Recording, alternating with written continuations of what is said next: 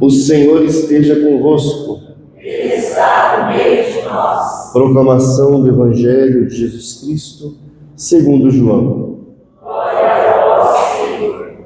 Tomé, chamado Dídimo, que era um dos 12, não estava com eles quando Jesus veio. Os outros discípulos contaram-lhe depois: vimos o Senhor. Mas Tomé disse-lhes: se eu não vir a marca dos pregos em suas mãos, se eu não puser o dedo nas marcas dos pregos e não puser a mão no seu lado, não acreditarei. 8 dias depois, encontravam-se os discípulos novamente reunidos em casa, e Tomé estava com eles. Estando fechadas as portas, Jesus entrou, pôs-se no meio deles e disse: a paz esteja convosco. Depois disse a Tomé: põe o teu dedo aqui e olha as minhas mãos. Estende a tua mão e coloca no meu lado. E não sejas incrédulo, mas fiel. Tomé respondeu: meu Senhor e meu Deus. Jesus lhe disse: acreditaste porque me viste. Bem-aventurado os que creram sem terem visto. Palavra da salvação. Glória a vós, Senhor.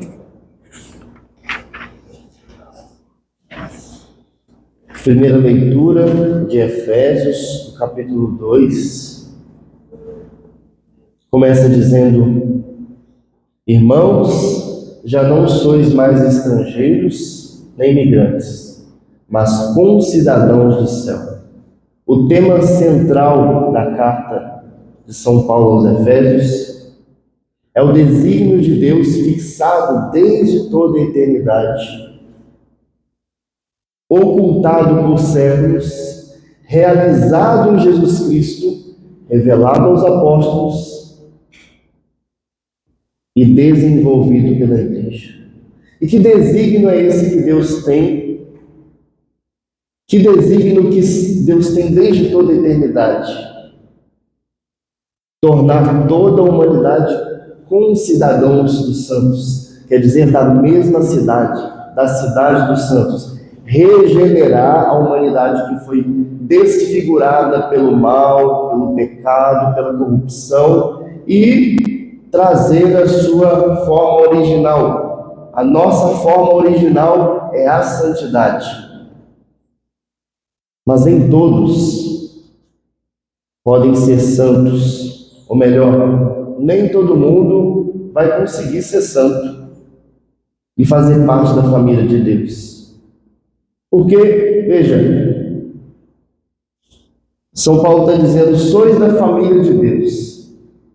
Em Mateus capítulo 10, Jesus vai dizer: quem são a minha mãe, meus irmãos e minhas irmãs? Todo aquele que faz a vontade do meu Pai que está nos céus. Então, não é todo mundo. Você conhece muitas pessoas que não fazem a vontade de Deus.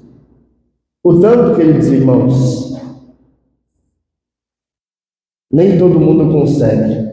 O pai de santo, ele diz que é santo. O Lula jura que é santo. Um monte de político é santo.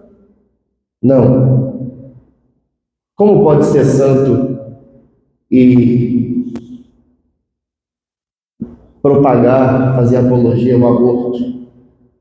É vontade de Deus? Como pode ser santo e fazer apologia ao ódio, à guerra? É vontade de Deus? Não. Então não pode ser santo quem não faz a vontade de Deus. E esse é o primeiro critério da santidade, vai dizer São Luís.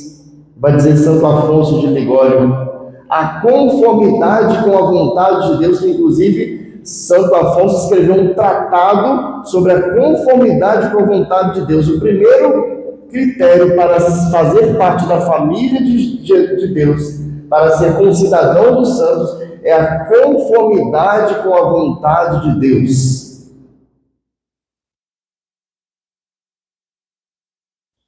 O santo, ele aceita a vontade de Deus. Inclusive, São Paulo, que escreve a carta aos Efésios, ele está falando sobre ser um cidadão dos santos, sobre ser da família de Deus. Aonde ele está quando ele escreve essa carta? A carta aos Efésios está entre as cartas do cárcere. Ele está preso e falando de santidade. Conformidade com a vontade de Deus é você estar no leito de hospital e ainda ser capaz de falar da santidade. Você está preso e ser capaz de falar da santidade. Você está perseguido e ser capaz de falar da santidade.